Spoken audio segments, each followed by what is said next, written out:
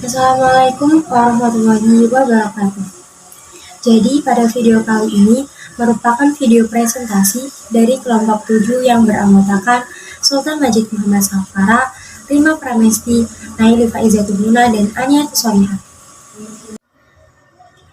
Pada presentasi dari kelompok 7 ini akan membahas mengenai silabus, RPP, sumber belajar, media pembelajaran, LK penilaian, dan juga hubungan antara silabus dan RPP. Yang pertama, mengenai silabus.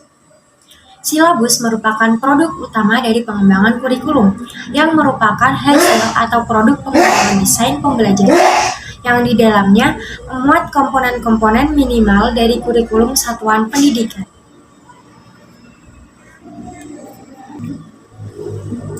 Beberapa manfaat dari silabus yakni yang pertama sebagai pedoman atau acuan bagi pengembangan pembelajaran lanjut, yaitu dalam penyusunan RPP, pengelolaan kegiatan pembelajaran, penyediaan sumber belajar, dan juga pengembangan sistem penalaran.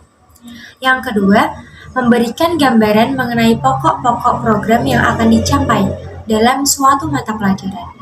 Dan yang terakhir, sebagai ukuran dalam melakukan penilaian keberhasilan suatu program pembelajaran. Lalu, bagaimana cara menyusun silabus? Yang pertama, mengkaji standar kompetensi dan kompetensi dasar. Yang kedua, mengidentifikasi materi pokok atau pembelajaran. Yang ketiga, mengembangkan kegiatan pembelajaran. Yang keempat, merumuskan indikator. Yang kelima, penentuan jenis penilaian. Yang keenam, menentukan alokasi waktu, dan yang terakhir, menentukan sumber belajar.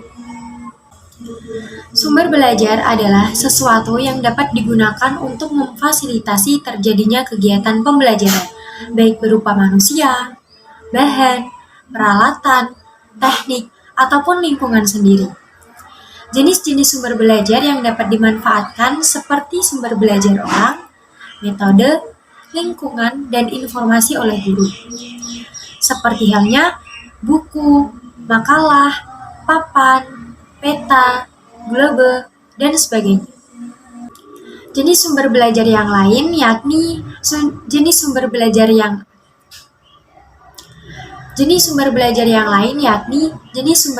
latar. Latar baik berupa perpustakaan, laboratorium, dan juga taman sekolah. Adapun jenis sumber belajar teknik yakni berupa ceramah, diskusi, pembelajaran terprogram, pembelajaran individual, kelompok, simulasi, permainan, studi eksplorasi, studi lapangan, tanya jawab, dan juga pemberian tugas. Ada juga jenis sumber belajar berupa alat, berupa komputer, LCD, kamera, radio, televisi, dan juga tape recorder. Setelah membahas mengenai silabus, maka akan membahas mengenai RPP. RPP singkatan dari Rencana Pelaksanaan Pembelajaran. RPP dapat diartikan sebagai suatu proses sistematik untuk mencapai tujuan, dengan sumber yang sebaik-baiknya dan dengan cara yang sebaik-baiknya.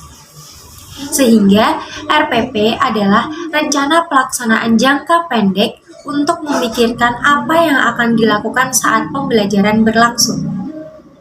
Komponen-komponen yang terkandung dalam RPP adalah identitas, tujuan pembelajaran, kompetensi dasar atau KD, indikator pencapaian kompetensi, materi pembelajaran, metode pembelajaran, media pembelajaran, sumber belajar, langkah-langkah pembelajaran, dan juga penilaian hasil pembelajaran.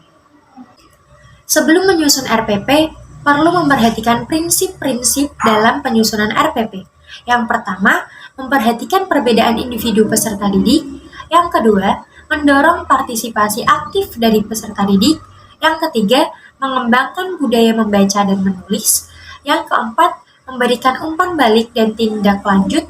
Yang kelima, keterkaitan dan keterpaduan. Dan yang terakhir, menerapkan teknologi informasi dan juga komunikasi. Lalu, apa hubungan dan perbedaan antara silabus dan RPP? Hubungan silabus dan RPP sangat erat, yang digunakan untuk memperlancar berlangsungnya kegiatan pembelajaran, sehingga dapat mencapai tujuan yang telah ditentukan.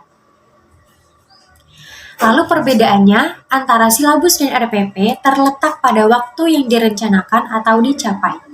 Silabus merupakan merencanakan pembelajaran dalam satu semester, namun RPP merencanakan pembelajaran dalam satu kali tatap muka atau satu bagian materi pembelajaran. Sekian video presentasi yang dapat kami sampaikan. Kurang lebihnya mohon maaf. Wabillahi taufiq wal hidayah. Wassalamualaikum warahmatullahi wabarakatuh. Kami dari kelompok 7, mohon maaf apabila ada salah kata.